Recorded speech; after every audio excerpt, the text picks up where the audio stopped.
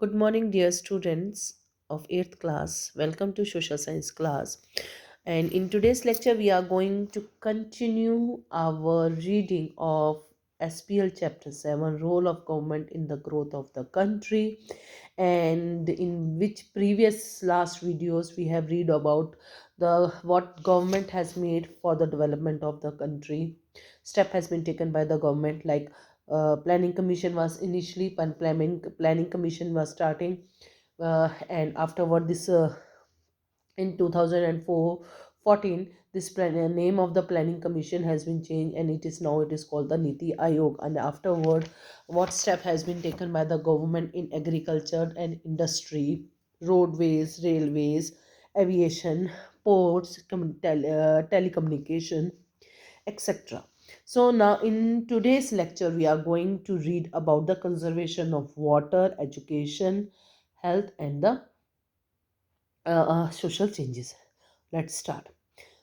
Conservation of water. Population is increasing, agriculture output is also growing, industry is flourishing. Due to this, the demand of water is increasing, which is scarce.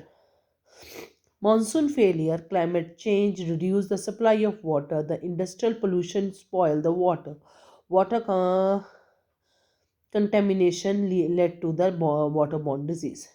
Yes, water is very precious. We need water for each and everything of our work, whether it is your household work, whether it is industrial work, any work is here, we need water.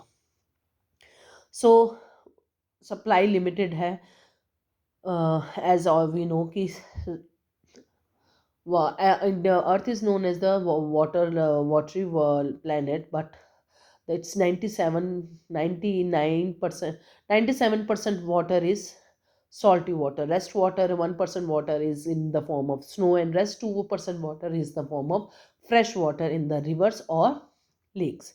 So this limited है, इसको conserve करना बहुत जरूरी है, नहीं तो we cannot survive without the water. Next is education, a very important factor that affect the growth of our country, our world, and ourselves. So education, the government has played an important role in the spread of education in India after independence.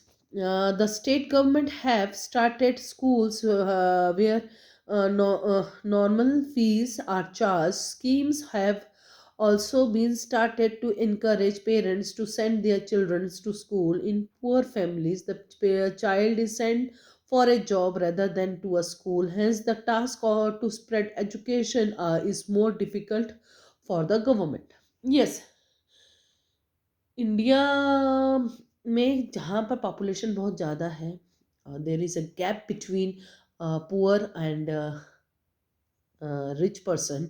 So poor लोग जो होते हैं वो लोग क्या करते हैं, अपने गरीब जो होते हैं अपने बच्चों को काम करने के लिए भेजते हैं, ताकि उनकी कमाई से भी घर का काम कर सके. जितना ज़्यादा घर का काम चलेगा, इनकम आएगी, उससे ही घर में अनाज आता रहेगा. तो उनका ये होता है जितने हाथ होंगे उतने अच्छा रहता है.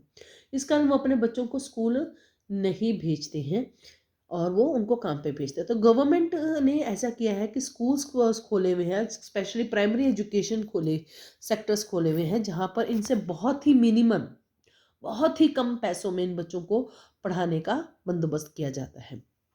इसके अलावा गवर्नमेंट ने और क्या किया, as we know that education is compulsory for is the compulsory for 6 to 14 years old child. So government उसके लिए भी बहुत कम करती है. Though it is found that the children between 6 to 14 years at the age do not go to school for various reasons. कुछ reasons मैंने आपको बता ही दिए हैं. Another 1/3 of the children drop out before the reaching class 8. Class 8 से पहुंचने से पहले पहले 1/3 बच्चा अपनी एजुकेशन को छोड़ देते हैं.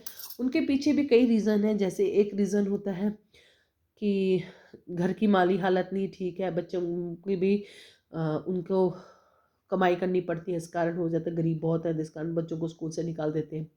दूसरा रीज़न होता है कि भी वहाँ पे 5th तक की पढ़ाई है, 6 7 मिडिल क्लासेस ही नहीं, मिडिल स्कूल नहीं है, इस कारण बच्चे पढ़ते नहीं हैं.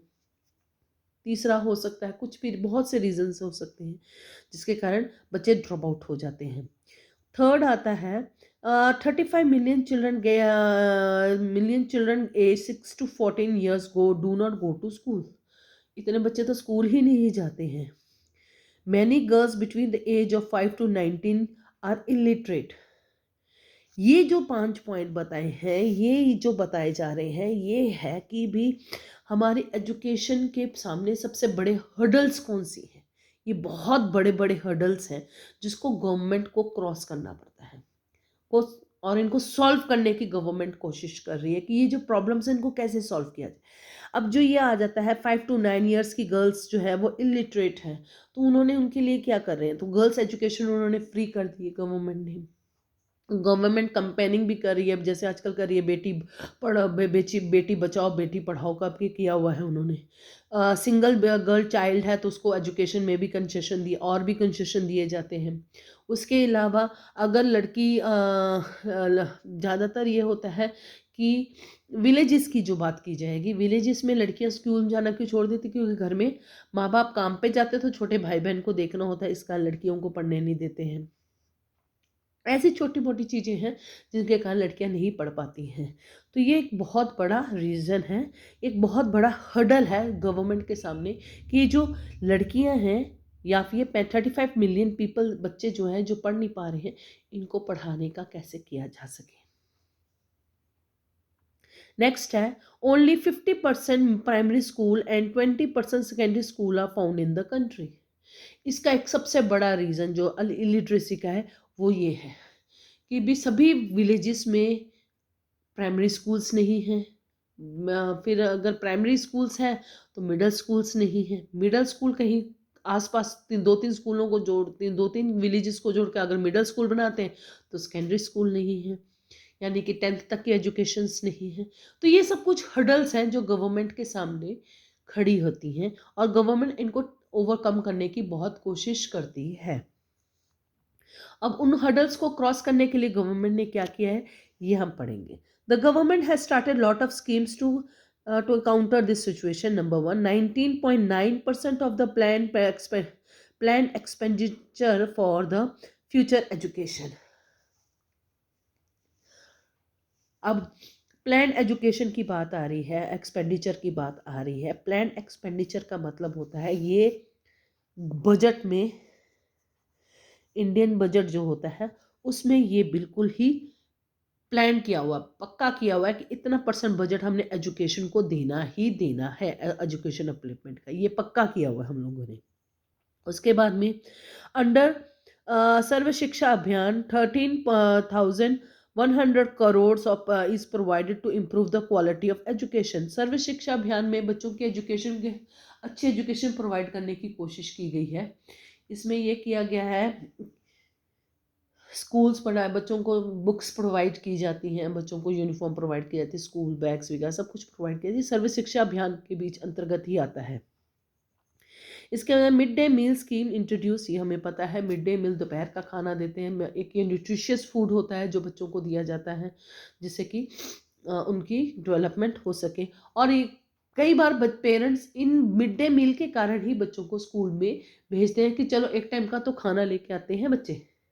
तो ये गरीब बच्चों के लिए ही बहुत ही लाभकारी चीज़ है जो गवर्नमेंट ने स्टार्ट की है। उसके बाद में अंडर द जवाहर नवोदय विद्यालय आते हैं, स्कीम्स आती हैं। 130 crore provide to establish Navodaya Vidyalaya in 20 districts found are provided to establish विद्यालयास्ट फॉर बैकवर्ड एरियाज।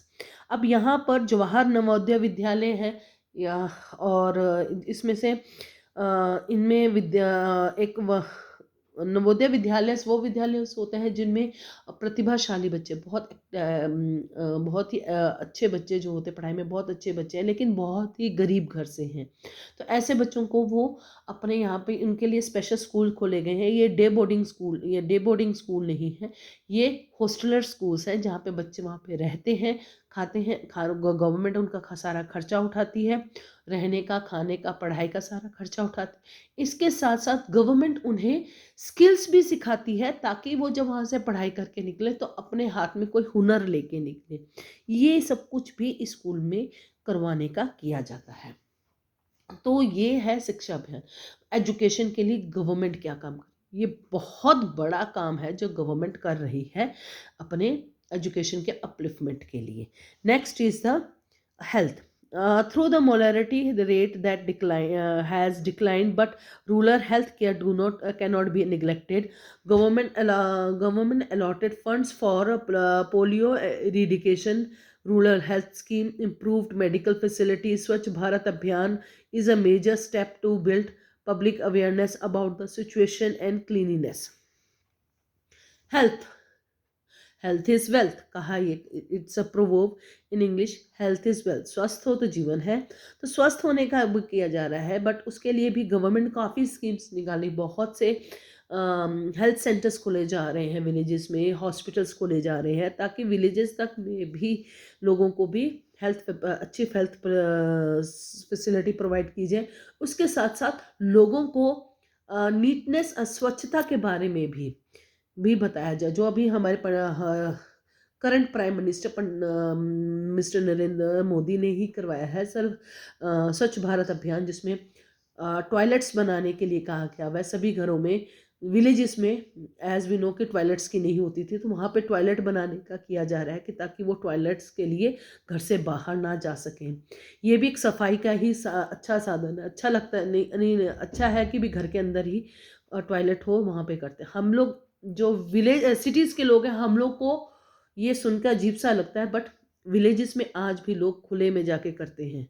तो जब से ये अभियान शुरू हुआ है उसके बाद में काफ़ी लोगों ने टॉयलेट अपने घर में ही बना लिए हैं, जिसके कारण स्वच्छता, माहौल थोड़ा स्वच्छ साफ सुथरा सा लगता है। Next is social changes. In spite of these efforts of the government to have a balanced economy, there are a lot of challenges that government is still facing.